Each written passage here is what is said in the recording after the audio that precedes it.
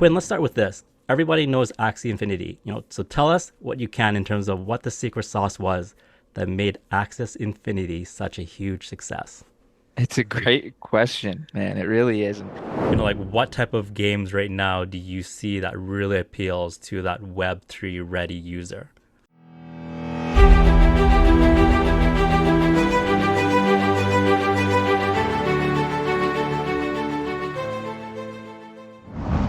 Ever wonder how games like Axie Infinity become a major hit and amass millions of users during the last bull run?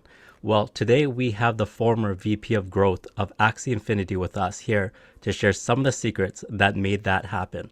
Since then, this powerhouse has moved on to co-founding and evolving into an advisory role with Superfine.org, which focuses on solving one of the biggest challenges that Web3 companies face today, and that's the problem of user acquisition and retention. I'm your host, Felix Cao, and let's welcome Quinn Campbell to the Web3 Mission Possible podcast. Awesome to have you here, Quinn. How's it going, man? Hey, Felix, it's going great, man. I appreciate you having me on. Yeah, it's awesome to have you here. I know that we'll have a lot of exciting things to talk about. But before we dive into that, we are going to try something a little bit different this time around. We'll be treating today's episode more like a private conversation. So instead of the traditional interviewee format, this time it'll be more like two people having a two-way open conversation with each other and sharing their opinions about Web3. So for the listeners, tell us in the comments below if you'd like to see more of this type of approach in our future episodes. So Quinn, let's start with this. Everybody knows Axie Infinity, so tell us what you can in terms of what the secret sauce was that made Axie Infinity such a huge success. It's a great question, man. It really is. And there's obviously so many different parts to it. Mm-hmm. From the growth perspective, specifically, I think that's maybe the part that I was a bit more involved in. One of the secret sauces was really Jiho, the chief growth officer over there. He was my old boss. I, I don't think anybody really quite gets or even kind of creates and defines community-led growth quite the way that Jiho does. It's so incredible how he, manages to have close relationships with every kind of key community member. Mm-hmm. He truly kind of views himself as a mouthpiece for the community within Sky Mavis, within the Axie team that's building. That's And I think awesome. that's powerful. Um, you know, Another piece that was a big unlock is the way that Jiho is able to use gifting, strategic gifting of assets to really kind of lock in key core community members. And it's something powerful that I think a lot of projects don't quite use Mm-hmm. to the extent that they truly can, because projects, when you first start projects, you hold all your own assets and you Correct. decide how they're distributed. There's something that happens in the early days of a project, especially in Web3, especially in Web3 gaming, where you start to really energize and activate some early key community members. There'll be, Mm-hmm. community members in the Discord. There'll be content creators on YouTube and Twitter, and they'll just have a passion for your project, as it happens, in Web 2. When a new game comes out, some subset of users just feel a natural affinity and get passionate about a project, and they go and tell everybody about it. And in Web 2, it kind of stops there. In Web 3, they go and tell everybody about it. They try to onboard everybody that they know. They make all kinds of content about it. And then they turn around. This is the key part. They turn around, they come back into the Discord and the community, and they start telling you everything that they've done. They're telling you all of the hard work that they've done for you. Why? Because they feel proud about it. They love it, and they feel like they're part of the team along with you. Every human wants that. In this moment, this is where I think a lot of projects miss, where they've done all this hard work for you for free, and then they're Mm-hmm. coming back and telling you how proud they are to have done all this hard work for you.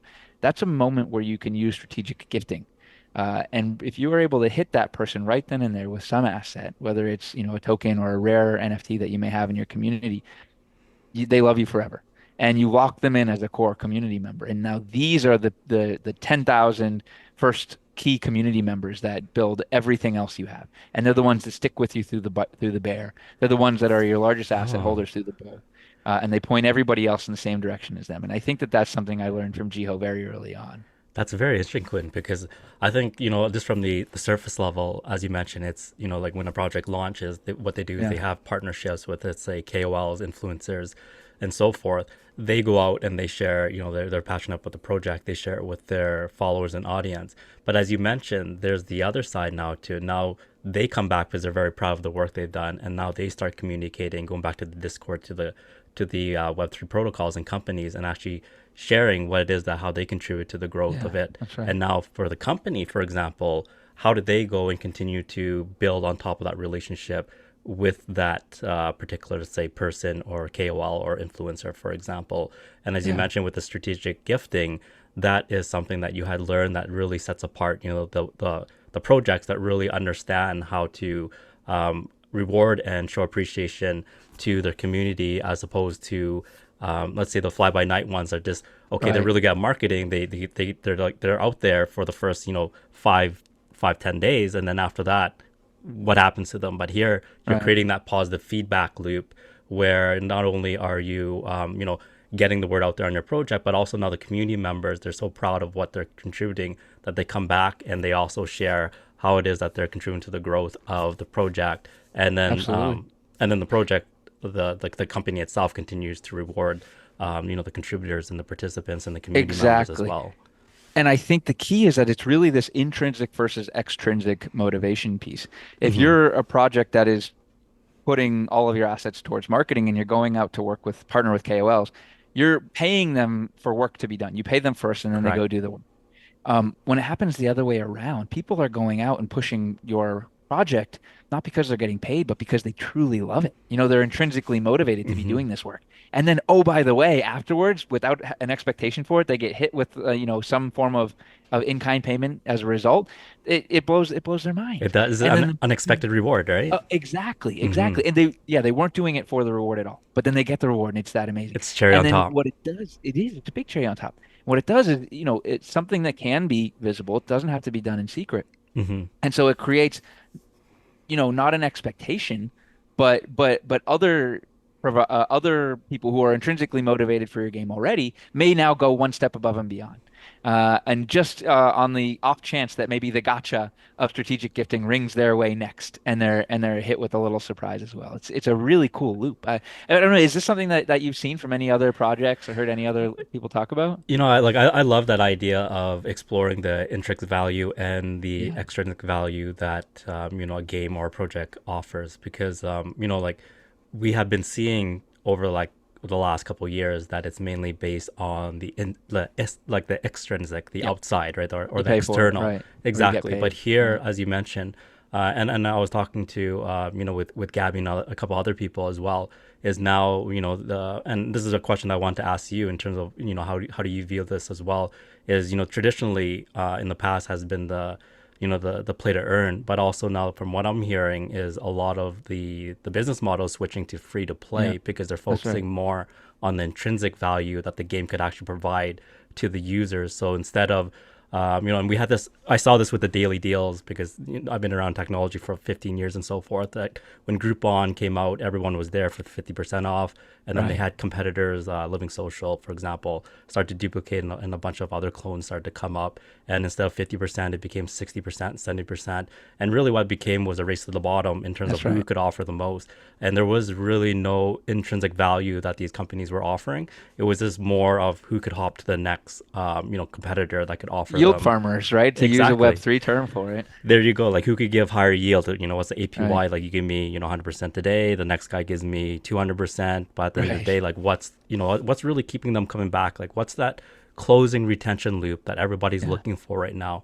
So that's, it's amazing that you had brought that up, especially with the relationship with the community, because that's the one thing that continues to, the flywheel that continues to Yeah. generate all that momentum on its own, right? So as you mentioned, like, people are there for many, many different reasons, but a huge part of that is the intrinsic value where when they were they there because they actually love the project, and on top of that, Right. when they are rewarded unexpectedly, let's say with strategic gifting, it's something that it's like it just blows your mind because you don't expect it, and that's like the greatest kind of reward that anyone can get, and it's just something that they're Absolutely. not expecting, but it Yeah. lets them know that wow, like these people really appreciate me. Yes. Right. And it makes them feel like part of the team. And but I'm glad that you touched on the intrinsic and something that I know that YGG is doing. They have their more their reputation. I'm not too sure, I believe it's the RAP program. So it's like reputation and progression, where it offers like participants the opportunity to build their Web3 reputation based on the achievements that they completed online. So with that, that's something that seems to fall more into like the intrinsic value that let's say Web3 projects are really, really aiming for, right?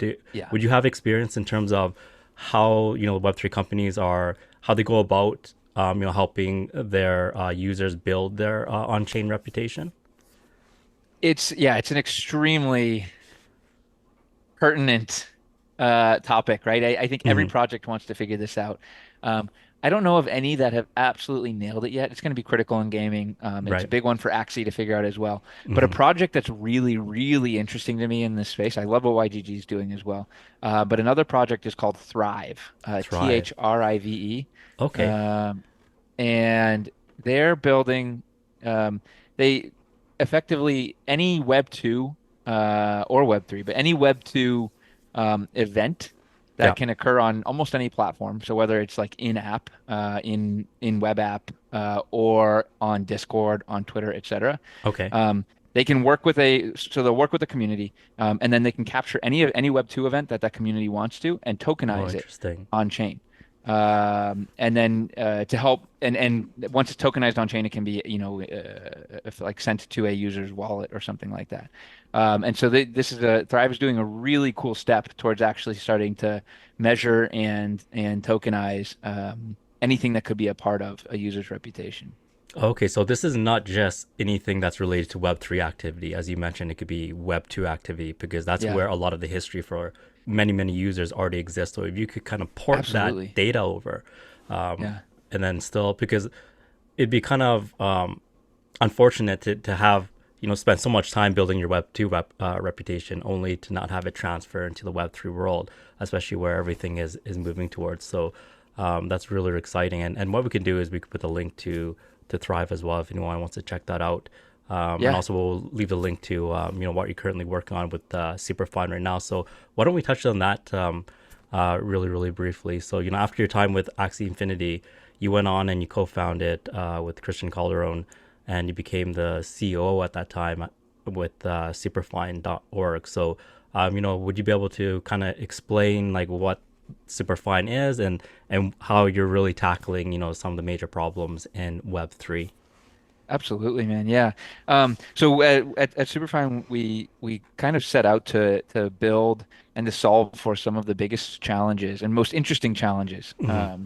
that are facing Web3 growth teams, and it was certainly the most interesting challenge that I faced well during my time at Sky Mavis, and it's user acquisition, it's performance marketing, right? Right. Paid user acquisition, performance marketing in Web3 games. And it's so interesting because in Web 2 gaming, especially Web 2 mobile gaming, performance marketing is the core growth engine. That it's Hmm. just how these games grow. Yep. They know exactly which advertising channels to spend on. They know how much they can acquire one user for. They know how much they'll monetize that user that they acquire. They Yep. know The that LTV. monetization on the user is greater than the cost per install on that user, and there you go. You've got the UA economics working. And it's been so hard to try to solve for that, or it was so hard to try to solve for that in Web3 because it's just an entirely new surface area. Yep. And so, we set out at Superfine to solve for a lot of that. We wanted to fix targeting and we wanted to fix measurement. Okay. So, the ability to target Web3 users anywhere, the ability to properly measure them across chain, across platform, across Web2 and Web3. And we built a lot of that. And the targeting part gets really interesting because I think when you first start to think about targeting Web3 users and Web2, well, first of all, why is that worth considering?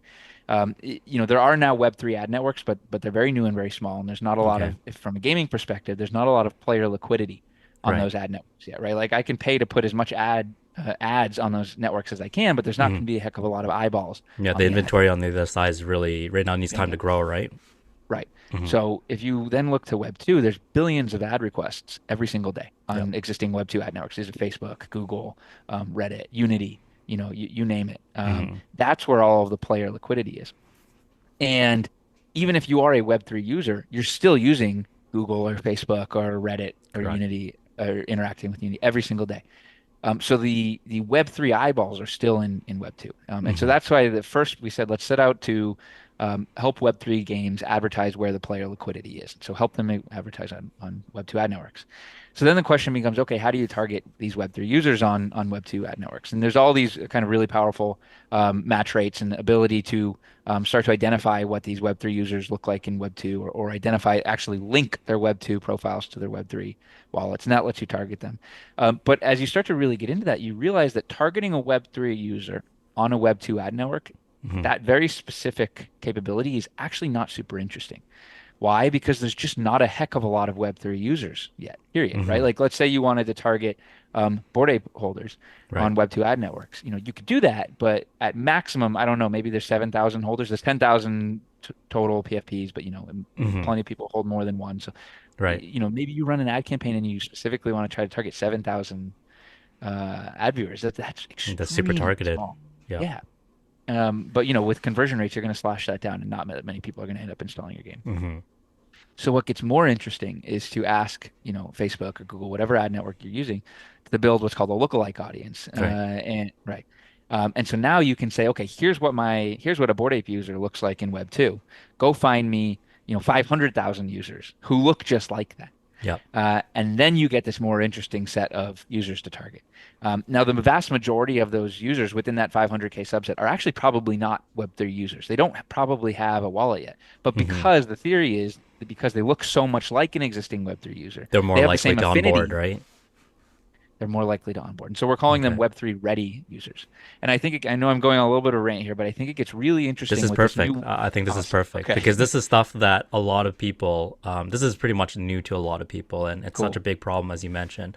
And just you Yeah. being able to explain it in greater detail, it's so key in terms of helping the entire Web3 community grow Awesome. into what it should be over the next course of time, right? So Yeah. Yeah. continue sharing. I think this is Cool. wonderful. Yeah, absolutely. So it gets really, really interesting. So these Web3 ready users, right? These are Hmm. Web2 users who aren't Web3 yet, but they look a lot like a Web3 user, and so they're more likely to convert and onboard once they hit the front door of a game, right? So it's Superfine's job to get them to your front door. Hmm. Now, the timing of this is really cool because there's this brand new wave of games coming out. All of them started building and got funding Right. during the last bear, 2021. But a game dev cycle, unless Hmm. you're building something like hyper casual mobile games, the game dev cycle typically takes about 2 years, sometimes up Yep. to 5. And so they're just starting to ship now, and there's awesome games coming in the pipeline. Now, the first generation of games, which were out before 2021 and really drove the last bull, these were great games as well, but they were built for Web3 users. Got This it. next generation of games that are launching right now, they're built to onboard. They're products highly optimized for taking in a Web2 user, Hmm. giving them a wallet, teaching them to use it, and then spitting out an active address to play their game afterwards. And Oh, so got it. they're primed to receive these Web3 ready users. So I think it's a really interesting kind of mix of timing all coming together at once. That is a very interesting approach because, one of the things that I want to talk to you about is, how does, Web3 company approach, like, let's say, Web3 native users versus now, because as you mentioned, the majority of, let's say, people who already play games, they're in the Web2 world, That's but right. they're not quite ready or they have not fully transitioned into Web3 yet, but they would be more into the lookalike audiences or Yeah. Web3 ready, right? So, it's very interesting that the games that you mentioned, because that segues into our next topic is what type of games are let's say gaming companies, Web3 gaming companies today are building so that it appeals to, let's say, the Web3 ready type of user that right now is playing a Web2 game. They need to become aware that these Web3 games exist, and once they do, as you mentioned, you bring them to the front door and they're more likely to convert into a Web3 A great question. user. So how does that, like what type of games right now do you see that really appeals to that Web3 ready user? Okay, in terms of genre of game, I think it Hmm. actually can span multiple, right? There's obviously last time around it was TCG trading card games that really Right. crushed it. That was Axie Infinity Classic. Hmm. There's a new wave of TCG coming out that are looking very cool. The one I'm very excited about is called Parallel, and Parallel. it's awesome. But now there's shooters. There's first person shooters coming out. There's Like Sharpnel from vertical. AVAX, Yes, right? yes, Hmm. exactly. Shrapnel, I'm super bullish on. Hmm. Vertical extraction shooters coming out. We didn't see a lot of those last time around. So I think in terms of genre, we're actually this is the beautiful thing about how things have evolved is that um, ge Web3 games are not genre limited, not anymore, right? Hmm. And it's becoming evident that Web3 mechanics can and should fit into most gameplays. They're additive to most Yeah, gameplays. And so we're not going to see a limit in scope around genre. It's just a matter of whether a game is a good game or the not quality now, of it. right? Yeah, and I Yeah, think that your average Web2 user, Web3 ready user who gets onboarded this cycle may not even know when they click on an ad or first learn about a game that it's a Web3 game. that's exciting. And That's very yeah, seamless. I yeah, and read even about some. Shrapnel. Yeah, go ahead. Sorry, yeah. About Well, Shrapnel, go ahead. I'll say one point on Shrapnel. Even Shrapnel's a great example. Hmm. They have either just launched or are about to launch their like founders pack sale. So the game's not out yet, but this is Hmm. like early asset purchase, and all the assets that you purchase are NFTs. But you can go on and you can purchase them. There's two landing sites. One is for fiat, one is for crypto. You could purchase them with crypto. That is They get awesome. thrown in, yeah, they get thrown into a custodial wallet, Yeah. and just like that, and Web3 users or Web2 users onboarded without even really realizing it. That So is it's just fantastic because I think that was like one of the major challenges was, like you had to use crypto in order that's to get right. involved into a specific Web3 game slash project, right? And a lot of people, they're just not familiar with the whole process of creating wallets and then, storing, they got It's to a write down mess. their seed phrase, and if they Right. lose it, then it's all on them. Like it was They don't just too understand much there's to not a ask. support person you can call to get the C trays Yeah, back. And exactly. yeah, Like, there was a lot of friction points, and it's yeah, really awesome to see, the current companies go, look, how could we remove a lot of these pain points and friction that's right. points? Make this as simple as because before, it's more and I'd like to hear your thoughts on this as well, because the hardcore kind of Web3 native users are very heavily into more, let's say, the ideology behind, That's right. like decentralization and so forth. And all The that stuff is principles of important. it. Yeah, But at the same time now, there's a more of a user slash business component that goes, hey, like, how do we make this project work where now people actually really enjoy it and it's so easy for them to come in and actually appreciate and become a part of this new Web3 world, right? Where, as you mentioned, like a lot of these Web3 ready users are going to be onboarding without really knowing that they're getting onboarded that's right. to a game that's, let's say, that has Web3 capabilities or built on a blockchain, for example, right? Because the moment they sign up, for example, they already have their wallet spun out for them, so they don't have to go through that tedious process that has kind of been a friction point for like the for a lot of the previous projects when it comes to the adoption process. So I was reading this article on, I have it pulled up in front of me right here, Cointelegraph, and one of the major things that echoes what you had mentioned, that there's a gaming company here, you might have heard of them, called Red Cat Pig. So they're a Web3 game development studio, and they wrote in this article here that so one of the biggest challenges was actually including in their marketing like buzzwords like blockchain and stuff like that. And for some reason, there's a lot of people that are turned off by it. Yeah, yeah, So yeah. so here, the challenge that they were facing was, they like, I'll just quote it right here. This person said that, we all know there's like blockchain is a new technology.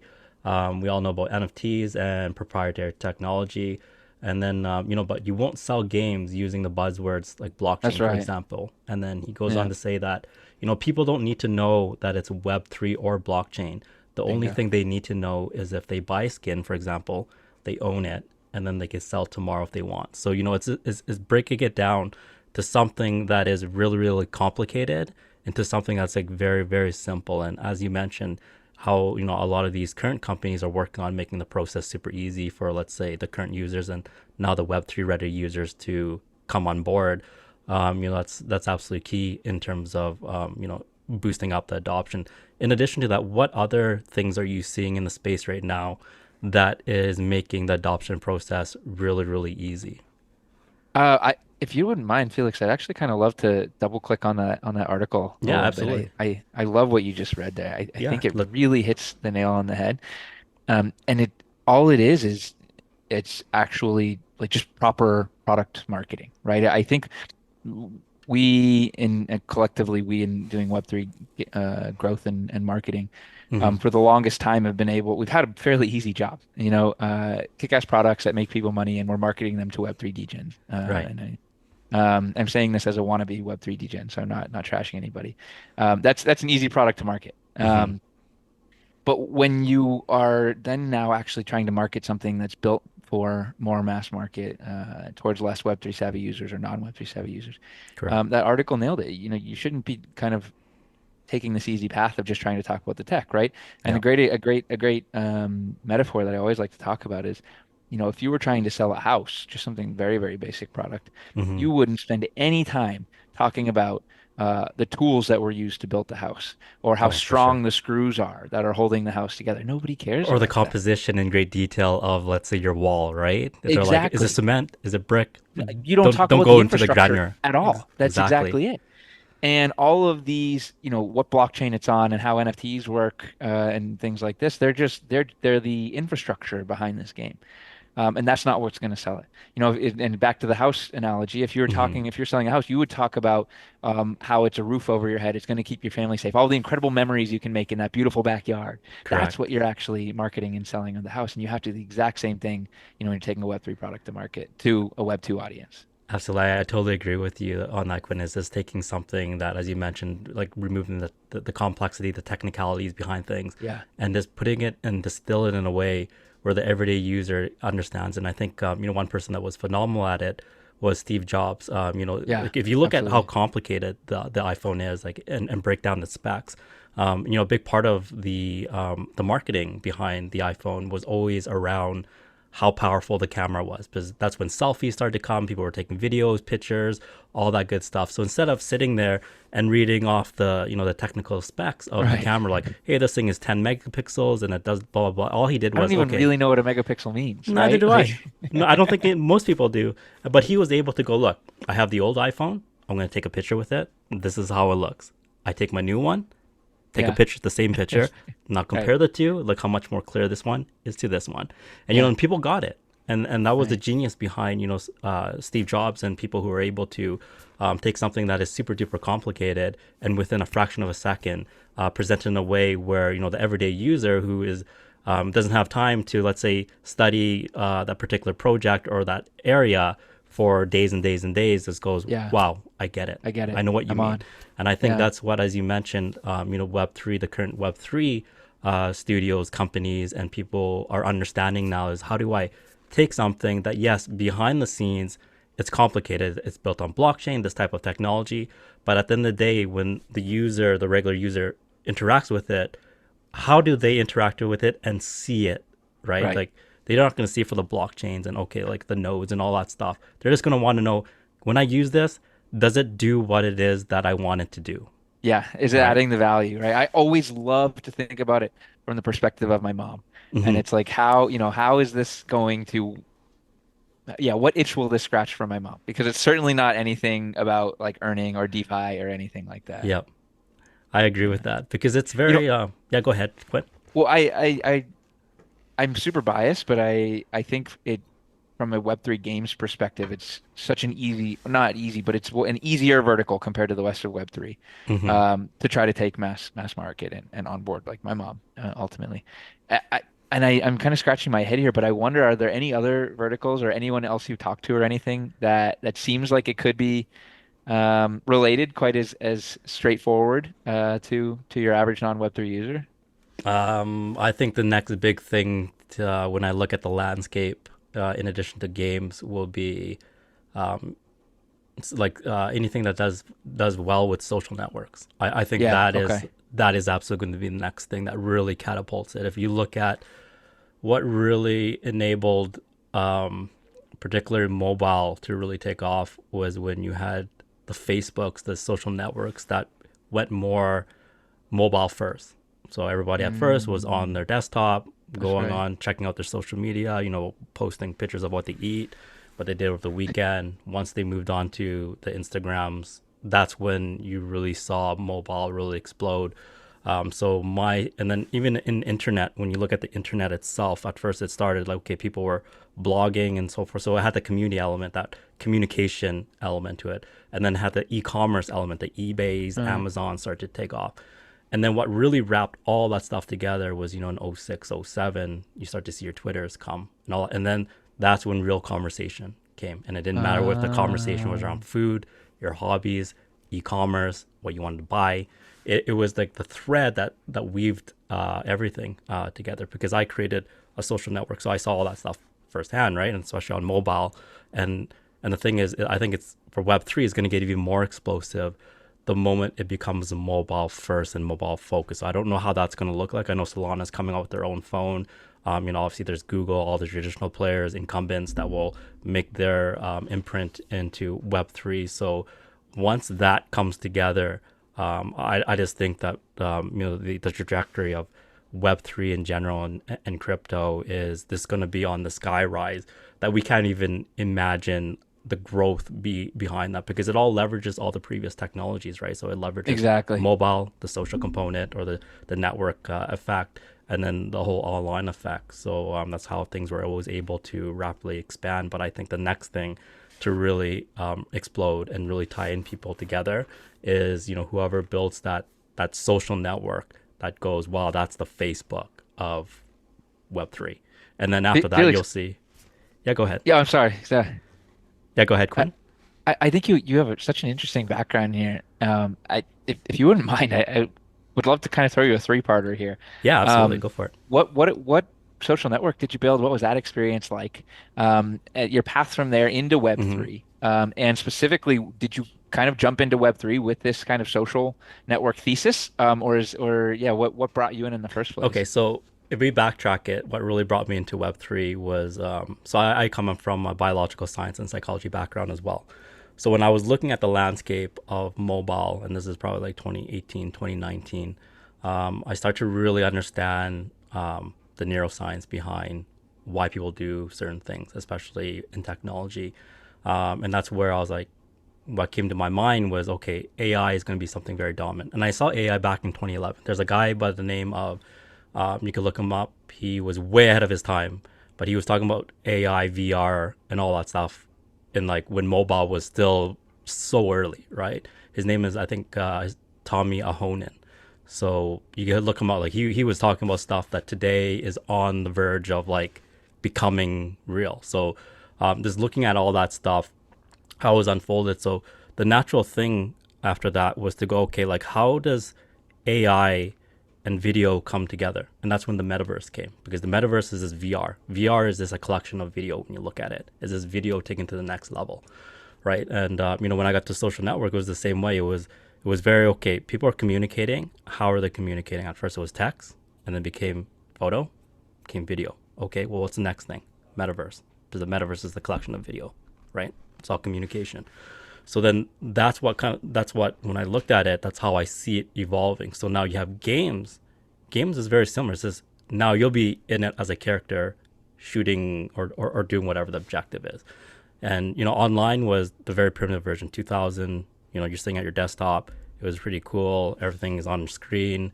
It was kind of different from how you had like your old school Nintendo and so forth, because now you could interact with someone. See, that was always the component, is how did you get people, in my opinion anyways, how could you get people to interact with each other to enjoy a specific experience? And that's something when I looked at Web3 and even today, and it's still early, you have to let it kind of mature, right? You can't expect something to run when they're just, the entity is just born. But here, that's how I kind of see the trajectories right now. All these steps are necessary to get us to the point where I think the end game will be some sort of metaverse. I don't know how that looks like, but we'll be a part of that new immersive experience where we'll be interacting like how you and I are interacting, or a lot of people around the world, online. And that online is just going to be looking at your avatar, or something of that nature. And from there on, I think the possibilities are endless. So you could sit there, you could hang out in all those different groups. Like back in the 2000s, you could belong to this group, this forum that talks about, let's say, your favorite sport, this one that talks about your favorite food, cooking, and that's what it is. I'll just bring that entire experience to, to a brand new a brand new level. So I think that's the next thing. If you were to ask me how that would be integrated, is the social network, because that now could bring in games, for example, and it could bring in Yeah. games like the community of games. Like think about how crazy that would be if you had a social network that is revolving around, let's say, people who are really passionate about gaming, right? So There is one. oh, so there you go. You see, so it's Really exciting. cool project called Tribally, Tribally, Tribally. Oh, They just awesome. launched in alpha, but yeah, Hmm. that's what it really is. It gets so Exciting, interesting, exciting. and I think even off the back of that, right? Like this this this community piece um, will all require some form of governance. Hmm. Whether it's related to a community or not, but excuse me, a game or not, but any type of online community, especially as it gets larger and stronger, requires some form of governance. And I think you're Correct. seeing a lot of the proto governance being developed within games, Hmm. right? So I think there's a lot of primitives coming out of Web3 gaming that will affect well beyond just gaming in the future. Absolutely, and that's the exciting part. As we're so early into the whole, evolution of Web3s, you'll start to see different components and a lot of overlap in terms of how they get integrated with each other. And I think the innovation that will come out of that is, a lot of people, like, we won't be able to anticipate. We're going to, like, 5 years down the road and be like, there was no way today we would be able to see that. But then it would make sense in hindsight, the evolution of it moving forward. And I think as more people actually get involved in Web3, we'll see a lot more creativity. So it's kind of neat right now. So, and I'd like to hear your thoughts on this as well. So, like, how do you see the Web3 world, coming together with the Web2 world, as opposed to, okay, us versus them? But let's see how we could take the best out of both worlds, combine them together, and how do you see the, something that is created synergistically that comes out of that? Wow, what a great question. Um,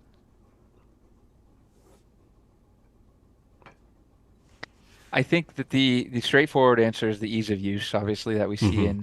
in Web 2. The thing about the Web 2 internet, effectively, it's like basically five walled gardens, and you can kind of jump from one of those walled gardens to another, Mm-hmm. right? The entire internet space essentially owned by like maybe the five largest tech companies in the world. Right. And another great example that I just learned today is, I think Chrome accounts for about 70% of all browser market share. Um, Google can and does deplatform, Mm-hmm. deplatform websites through Chrome Yep. that they decide are bad actors, and it's totally up to them. And so it's just in the same way that we can watch Apple deplatform games from the App Store for any reason Right. that they reserve the right to do it for any reason that they want, Mm-hmm. and it feels arbitrary sometimes. The same thing happens with Google to be a Chrome browser on websites, right? And so Yep. there's these five walled gardens that we play in. Now, the flip side of that is there's a lot of ease of use that comes with being in walled gardens, and the future of the internet will probably be some mix of walled gardens and fully decentralized experiences, and users will have the ability to jump between them, as they wish and do whatever they're comfortable with.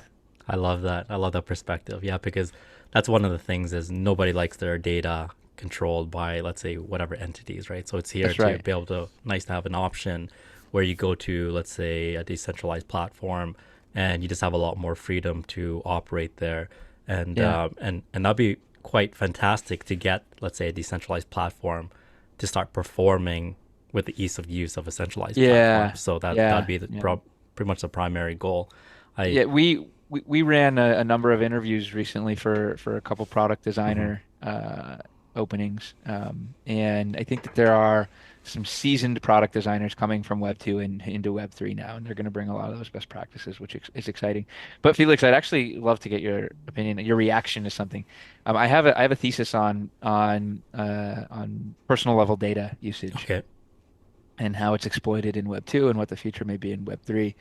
Um, I actually think most people think that this is my theory. Most people think that your average internet user doesn't want their data to be used, and they Right. kind of have this feeling against, for instance, Facebook capturing and reselling their Hmm. data, and that's inherently what people dislike. Right. And I actually believe that that's not true.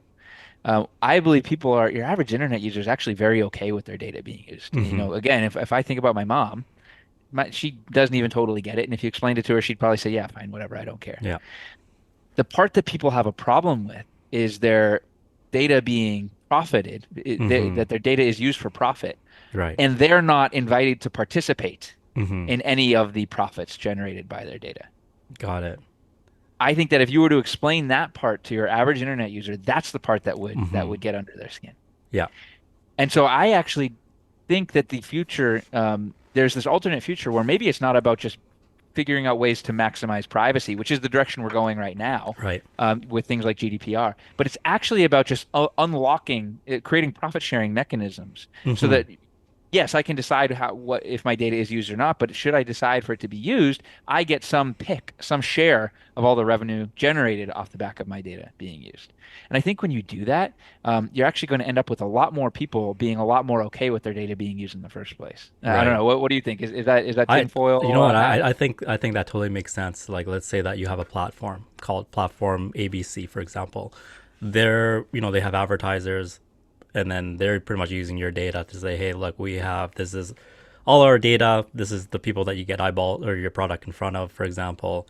And the company is the one that really they're the ones who are getting paid, right? But they're getting paid on the backs of, let's say, for social network, it's all the content that the regular user is generating, for example, right? So that does totally make sense in terms of, okay, like if you're a user, for example, and you understand that, hey, the content that I'm generating is being used as data for the company to pretty much sell to the advertisers, so they could win the advertising Yeah, dollars, right? that's right. So if there's some sort of profit sharing mechanism that goes, okay, you know what? If I decide as a user to let you as a company use my data so that you could let the advertisers get their products and services in front of people such as myself, then Right. yes, that would totally make sense to compensate, Right. let's say the user that is actually contributing content slash data to Yeah. that whole relationship between advertiser and the platform or company. At the same time, I think once we have that established, now the other side to it becomes, okay, as a company now. So I'm looking at it from two point of view. The first one is the user's point of view, which totally makes sense. They should be compensated for the contribution for their, let's say, for the content that they created on that platform. And then the second perspective that will be important to look from is go, okay, from a business point of view, if we were to implement this profit sharing model with our users, how can we do it where we will still be in a good Yeah. place financially? So now, if you could combine the two and figure out how that looks like, then by all means go do it, because that means like, okay, the users benefit, advertisers benefit, and everybody's happy, and then increases the chances of everybody sticking around and growing the entire I love community that. and platform, right? And then I I think that's think we have the the key. framework for this already. Awesome. Uh, and this is where I just love the way that decentralized networks work in Web3. You Mm-hmm. grow the pie. You grow the pie, right? So look at Axie Infinity is just the perfect example. So take a step even further before Axie Infinity. And traditionally, how does a game developer monetize? They sell, well, okay. How does a game developer monetize? It's probably through asset sales, right? Whether it's Yeah. through IAP, you're purchasing something in Yeah, game. in-app purchases, Uh, or yeah, running ads on exactly. there through the games. Yeah, right. Mm-hmm. But even if we were just looking at the asset sale part, right? And these are not NFTs, they're regular assets. But so let's say if Fortnite sells a marshmallow skin, they sell a skin for DJ Marshmallow, Right. right? And some kid buys it, and that costs 14.99. Mm-hmm. Fortnite has a 100% take rate, so they Correct. capture 14.99. They capture 100% of the revenue generated by the sale of that skin. Mm-hmm. So then you look at Axie Infinity, which is the Web3 analog, right? Um, every asset that's sold in uh, Axie Infinity has a 4.25% take rate, Oh, it's right? interesting. So if an asset Yeah. is sold for $100 in Axie Infinity, let's call it 5% take rate. Yeah. $95 is going to the seller, right? The Mm-hmm. original seller of the assets. It's not Axie Infinity selling the assets. All the assets are sold by other players who already hold the assets. And then Axie Right. Infinity just takes a 5%. They take $5. They Mm-hmm. take a 5% take rate on that, right? So it is a completely flipped take rate compared to Fortnite, right? Compared to a Web 2 game. But the size of the pie is so much larger that this 5% take rate that Axie Infinity had is now absolutely massive, right? Because you get people who are much more likely to participate, much more likely to spend. Your LTV per user is considerably higher in this Web3 Correct. environment compared to this Web2 environment. And so I think that there's some way to apply this same kind of framework to maybe it's like some Web3 advertising model or something like that, where you can actually give, you're right, the original data holder the share of revenue generated when their data is used or something. I don't know, and I don't even know if that's totally making sense, I but I don't know. What are your reactions You to know, I that? love that analogy because yeah, we're traditionally, as you mentioned, let's say someone buys something on Fortnite, that skin's $15, and Yeah, then Fortnite gets all of it, right? yeah, Pretty much. And then, as you mentioned, the analog would be Axie Infinity, and they would get a 5% cut, at that's the end right. of the day. And I think if there's a model that exists that already does that, is from what I'm familiar with, is like at this moment, and of course, I could be out to lunch on this. I'd love to hear your thoughts as well. Is the solution seems to already exist in terms of how e-commerce websites almost work. Like if you look at an eBay, it's very similar. Like they'd be almost like facilitating the transaction, but they would not be taking a lot of it. Like their percentage is maybe like 2-3% or something like of that nature. Mm, And it seems yeah, very similar to that, where the platform is not the main, if you want to call it the entity that receives most of the revenue, right? yeah. So It's not here, the main source of monetization. I like that. exactly. So I would not be surprised if we kind of looked around. You might have to do a little tweaking to these models. That if you look at, like, let's say an eBay model or something like that, where they only take a small fraction of each transaction, if you want to look at it that way, then something can come out of it where there's enough, let's say, revenue that's produced or profits produced for the company without them having to take a huge chunk of it. And then now with whatever, the huge portion that's left over goes back to the community, the sellers, and so forth. And then you can facilitate more of that peer-to-peer that really makes the whole Web3 ecosystem work. That now, instead of just several big players this being massively rewarded or handsomely rewarded, now they still get their contributions or their rewards, because they have to. Like, they're running a business, they can't run on water, right? But they create the platform for people to engage in that type of activity. Then they should be able to run their business in a way that's profitable at the same time, but also understand that the users and the participants also should be rewarded really, really well at the same time. So I think that's what the model in Web3 is trying to accomplish. And it's really nice to see over the next, I don't know, year, 2 years, maybe even sooner, how that model will come into play, where you start to see all the participants get a more fair share of, let's say, their participation and contribution to the overall ecosystem, for example. And I think a lot of people who are, excuse me, involved in Web3 or looking to take the time to understand, Web3 and crypto, for example, is they're looking for some sort of, right now, it seems like with the current companies, the reward systems are very asymmetrical. So it's more in line with, okay, well, all this stuff is going towards the company. And that's where there's that, where a lot of people leaves a sour taste in a lot of people's mouths. And, we're looking to really level out the playing field as best as we can, but still be reasonable. Like, you can't give everything Yeah, away. And I think that's where I've seen, like, other protocols try to do that, and they're not sustainable, because right. you just can't sustain a business that way. After a while, you could have some sort of awesome airdrops or some sort of promotion, for example, like a traditional company does that to initially get the user acquisition. But then after that, you can't just keep, for example, if there was a bank that was no, I'm not going to name the name of the bank, but for when they first opened up, you would, for every person who would create a bank account with them, they would give them whatever, $100 or whatever it is. Like, they need to do that to attract the attention, but you couldn't base the business model long term off of something like that. And I think what we're looking at, especially moving into this next bull run and forward, is that we played around enough with the initial user acquisition portion. That was like, how can I give away the best deal pretty much to get your attention to show up at my door? Now it's like, okay, after we figure that out, how do I get you to keep on coming back so that you just don't hop to the next thing that gives a better deal? And Again, yield farmers, right? yeah. How do you yield farmers? They can be great for vanity metrics and pump your DAU in the beginning, Mm-hmm. which has a place, had time and a place. Don't get me wrong. True. But they're often LTV negative users in the long run. Yep. And so yes, we're getting into this really interesting phase where Web3 growth marketers are searching for long-term, sustainably high LTV Mm-hmm. active users, and it's going to be really fun to watch how people figure that out. Yeah, it's exciting. Now it's more focused on the first. It seems like the first stage of Web3 projects was really focused on like the initial user acquisition, right, and trying to figure out maybe it's still today, like making sure that ROI is positive. So let's say I run, my paid acquisition, all that stuff is I put in a box, and the LTV for that user is $2, right? So now it makes sense. I'm in the you know making a profit out of that, and then after a while, like once you got that in and you're able to get people through the door, now it's creating those real intrinsic value that really gets them to come back. Like for example, when you look at iPhone, you could invest in their stock, but when you look at the amount of people that use iPhones, they're not all investors in a stock. And right now you're finding a lot of that with Web3 projects. It's like a lot of people are using it is because right now Web3 is highly financialized, meaning, okay, it makes sense. I need to attract money and liquidity, so I'm offering tokens, so forth, right? But then there comes a time where it's like you need people to come in, like as you mentioned earlier, that will use the product and become really natural advocates of it.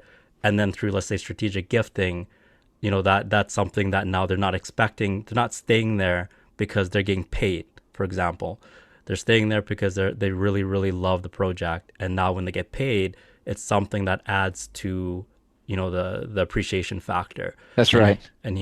here, that's what, from what I understand, a lot of it is because it's highly financialized to bring in the liquidity and the initial eyeballs and users.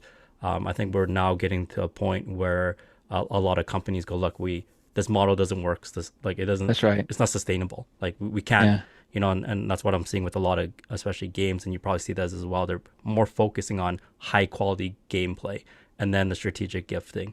It's Yeah. like, it's almost reversed now. Before it was like, okay, what's the tokenomics? How much could I Yeah. give you? How much can Yeah. you make? And it's still like that. It will be like that for the next bit. But now it's like trying to reverse it or balance it and go, okay, you know what? You here? Okay, you can make some money, but I Yeah. want you to stick around because you actually want to play from level one to level That's two right. to level Yeah. three, right? So It's um, incredible. it's exciting I, to hear.